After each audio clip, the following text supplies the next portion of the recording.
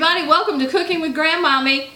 This is the last recipe to help with your Thanksgiving feast. And you're going to want to have a great one with friends and family because remember, at Grandmommy's house, and hopefully your house too, food is all about love. It's all about welcoming everybody to be together and share some good food and some good time together. It's a very spiritual thing to share food with other people. So be working on that and getting your family and friends together.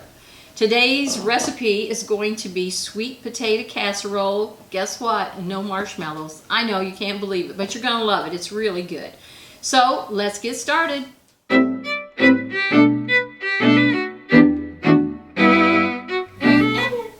All right, so to start our sweet potato casserole, I have peeled 4 sweet potatoes. You need 3 cups of mashed sweet potatoes. Boil them about 15 to 20 minutes. That's all it takes to get them ready to mash. Then I'm going to add in 1 stick of butter. Now I'm going to mash all this up. They've cooked up nice and soft, so it's easy to mash them. And they're warm, so the butter's melting in there.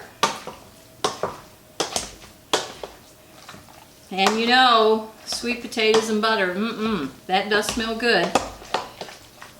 All right, they're all smashed up.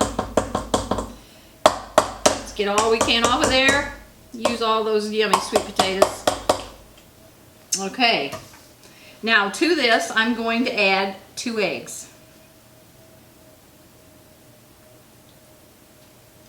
1 cup of sugar. 1/3 cup of milk and a teaspoon of vanilla.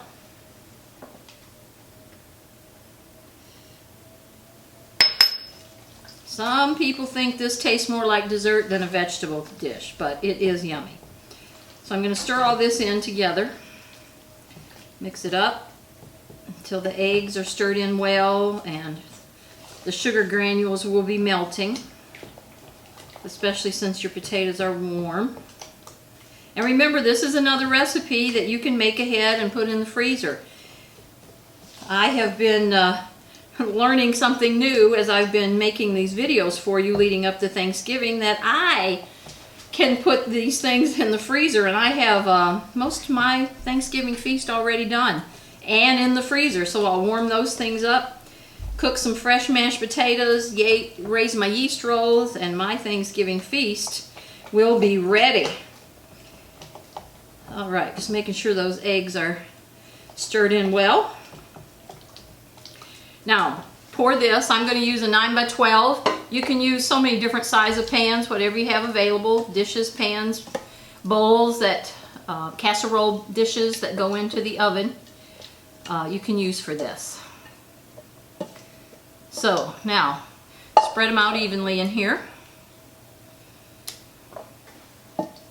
I'm up to 14 for my Thanksgiving day. I hope your numbers are growing. All right, now to put the topping on. Yum. This topping includes a 1/2 cup of flour, 1/3 cup of softened butter. It has 1 cup of brown sugar. I'm going to mix this up. I like using my old-fashioned pastry blender. Look at this thing. I've got new ones, but you know I just love this old one. And I just keep making it work. So, I've got the softened butter, the flour, and the brown sugar here. I'm going to mix it up until it's real crumbly. This is the same method you would use to make pie crust, or the crumb topping, just something like this. If you don't have one of these, you can use a fork. It's just something to help break down the butter and mix it in with the flour and the sugar. And I'm flipping it out here onto the table, but that's all right. I'll just pick it up and throw it back in the dish. I hope you've been thinking about what you're thankful for with Thanksgiving coming up. You know, we have so many blessings every single day of our lives. Good place to live. We're safe. We have friends and family that love us. plenty of good food to eat. Don't take those things for granted. So many people don't have those things. During this season, look around. If you see somebody in need, help them out. You know, the Lord gives us more than we need so that we can help others out. And it does your heart so much good. All right, so I have this. It's kind of crumbly. The butter is in little chunks and the flour and the brown sugar are mixed in. And now I'm going to stir in a cup of pecans. You could use walnuts too, but my favorite is pecans. So I'm just going to use a fork, stir this together so the nuts are evenly mixed in.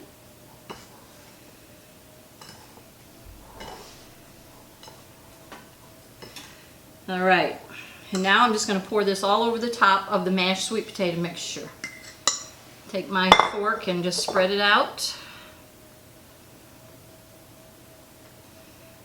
so it's even all the way across the top here.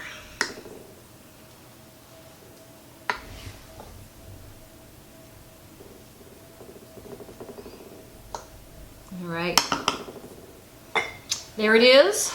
Sweet potato casserole. Now I'm going to put it in the oven at 350 and I'm going to let it bake for 30 minutes. So we'll give it some baking time and then we'll see how yummy it looks. Here comes the luscious sweet potato casserole out of the oven. I have baked it for 30 minutes and you can see the pecan crust is real nice and crunchy and the mashed sweet potatoes underneath. I wish you could smell it. So yummy. So, another addition to your Thanksgiving table, sweet potato casserole. Thanks for joining me at Cooking with Grandmommy. I'll see you next time. Bye now.